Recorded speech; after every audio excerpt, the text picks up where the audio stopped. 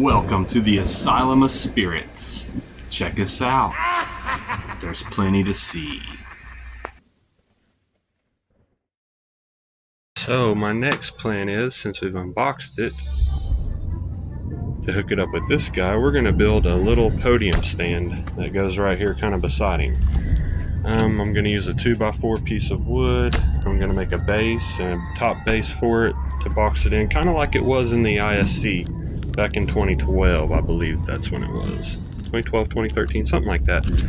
They had him I think he was a cardboard chair. I'm going to actually try to reproduce that, and the high voltage box was sitting on like a pedestal type thing they had made for it. I think it was made out of cardboard, but I'm going to make mine out of wood and paint it black and set it right beside him. So let's get started. Few of the pieces cut the 2x4 at an angle at a certain height. Got the piece of plywood that the high voltage will sit on. So now we'll do a test fit and go from there. So here's where we're at. I cut up the little 1x2s, got that trimmed off on the plywood, put the 2x4 pole, made a little base out of plywood, cut a square.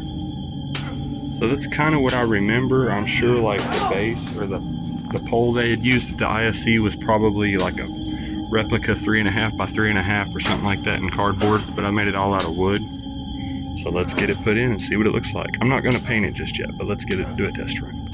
Alright, so now we've got the high voltage inserted. I want to say they probably had 1x3 kind of a look to hold it in. I'm using a 1x2-ish, I guess, 1.5. We're going to get his electric chair built just like that guy Nate on YouTube. That was an awesome video, so I felt like, I gotta step it up a little bit. Now I've got to get the high voltage and make the podium for it. So now I'm just going to get it painted. Oh yeah, this is going to be awesome.